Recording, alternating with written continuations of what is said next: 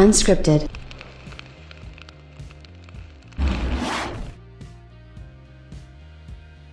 Obviously, the build-up to next generation has been quite insane. We see both Sony and Microsoft doing a lot of different things to attract as many possible potential buyers as possible.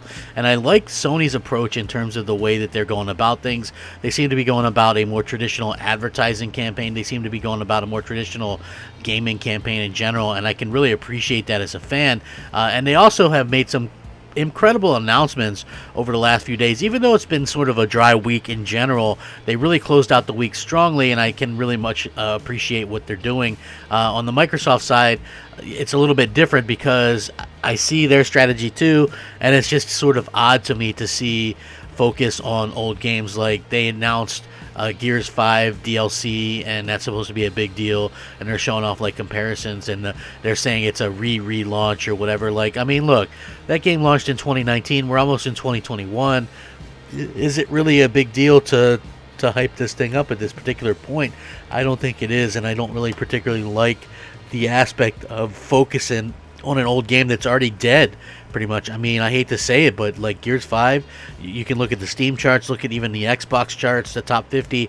That game's as dead as it's ever been, and you know, that's a shame for that franchise. Hopefully it can come back and they can do something special with it, but I much prefer what Sony's doing. And again, this is something that they've been doing quite a bit lately, is getting word out and sort of correcting a lot of the false information and getting ahead of that stuff as well, because I feel like that's super important just going forward as well. So this should be an interesting video, and I'm looking forward to getting into it with you guys. What's up, everybody? Crapgamer here with Crapgamer Reviews, back with another video.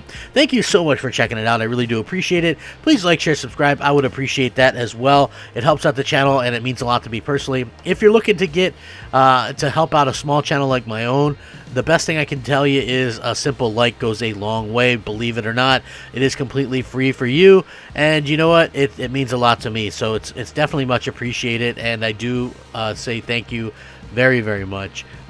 With that being said, man, what a fantastic time. Are you guys excited as well? Like, for me, I've never, this is like some of the most excitement I've had, and given this year, I gotta say, it's definitely needed. You know, I just think that it's something that obviously has been a rough year for everybody, and so it's very exciting to sort of be able to see, you know, to see so many people also share that excitement and things like that.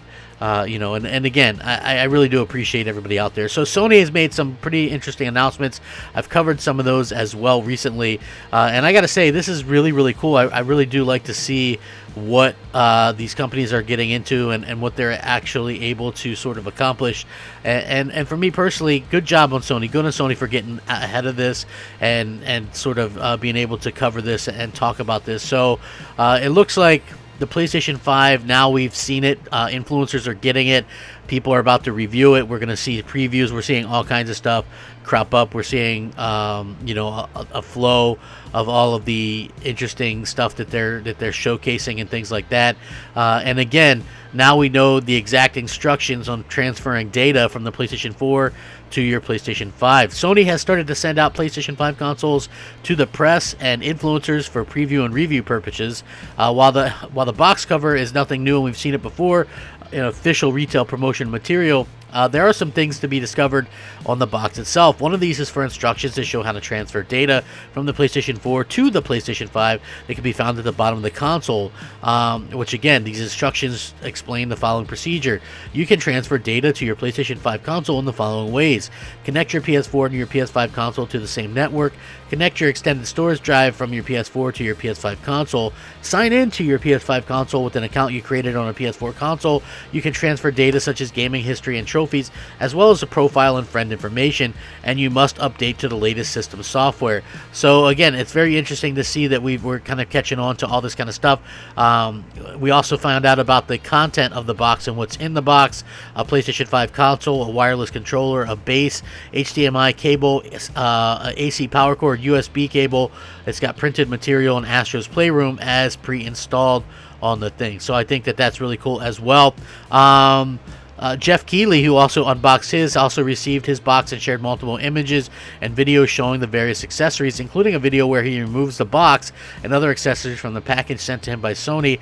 It is all neatly laid out in a nice wrapper and things like that. So again, they're only allowed to show so much of this thing so far. So people have to sort of keep that in mind going forward. They can't just show whatever they want. Unfortunately, they have to be able to show what Sony allows them to show.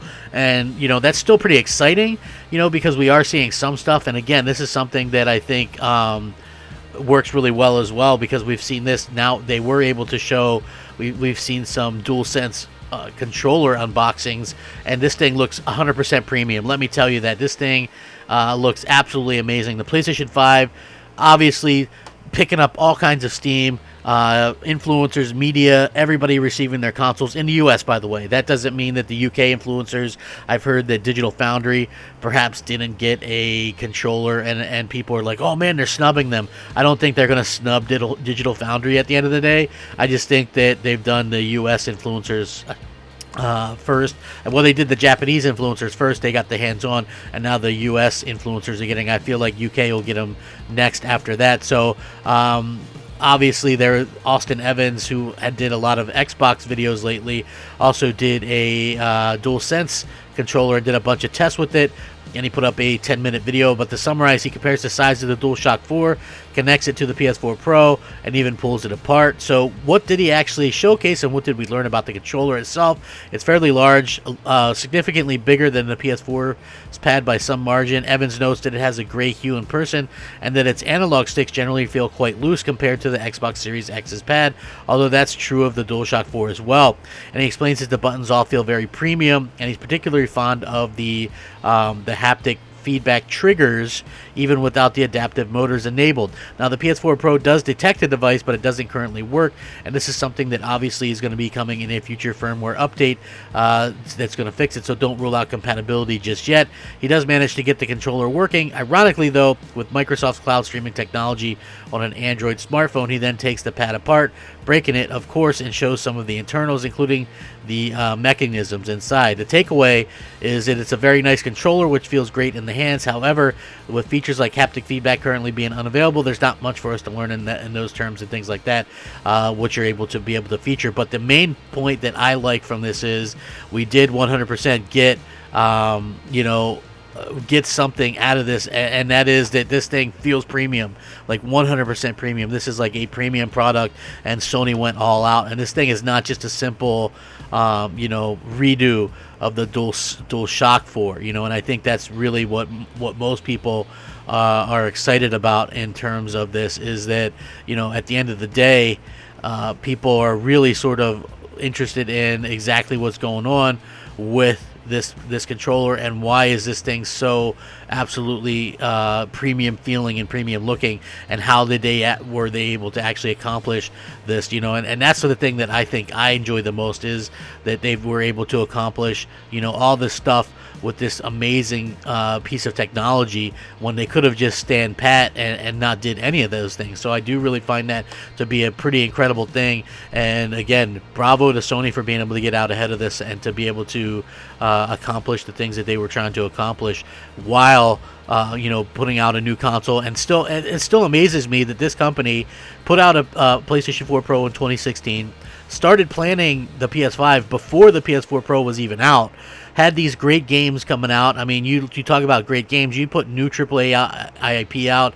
You put out Days Gone, Death Stranding in 2019. You put out The Last of Us 2, Ghost of Tsushima. You had Final Fantasy VII Remake exclusive to you for this year. You had Dreams. You had Neo 2. You had so many great games, even VR games. You had Iron Man. You had other games as well. You had games where you had exclusive content, Avengers and things like that. So you put out all these great things, and then you still managed to outdo your opponent with exclusive games and content on the next generation. I do not see how that's possible, but Sony have proved one thing over the years, and I mean, they proved me wrong, certainly, but I think one of the things that they proved is that you can never bet against them and never count them out when it comes to anything. So I do like that, and I do think that there is loads to sort of be excited about when it comes to the PlayStation. And in general, I think that I'm blown away by what they've been able to accomplish in general. And you know what, I'm thankful for that as a gamer, and I think a lot of other people should feel that same way that I do as well, because that's absolutely fantastic that they've been able to do this. And with that being said, sorry for the way my voice sounds a little bit. I'm still under the weather. Still having trouble, with being sick and things like that. I do appreciate the well wishes and things like that. I hope it's starting to clear up, but we'll see how it goes. With that being said, thank you anybody who took the time out to watch this video today.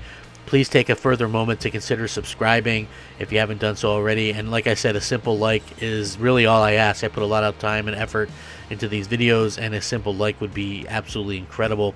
Thank you guys so much for continuing to rock out with me. If you ever want to get in touch with me, there's multiple ways to do that. I respond to everybody. I've been having a really good time responding on PSN. The name is Crapgamer on there. Please take care of each other. Stay safe, happy, and healthy. Rack 'em up. Game on, my friends. Game on. Crapgamer out. Unscripted.